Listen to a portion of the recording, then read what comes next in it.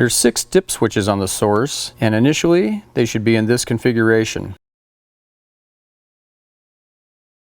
The number 1 dip switch is for status lights, and it's only turned on when required to do so by a technician. The number 2 dip switch is to enable or disable the low voltage cutoff circuit. The number 3 dip switch is to enable the switch number 2 ignition control circuit.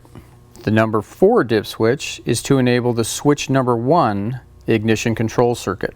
Connect your ignition controlled wire to the source at either one of the 2 junction terminals. If you decide to use one or both of the ignition controlled circuits on your source, you can either purchase a pre-wired fuse tap from sPOD or pick up just the fuse tap itself from your local auto supply store.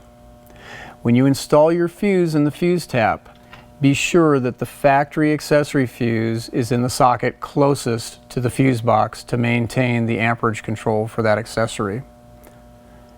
Once your harness is assembled, plug it into the fuse port,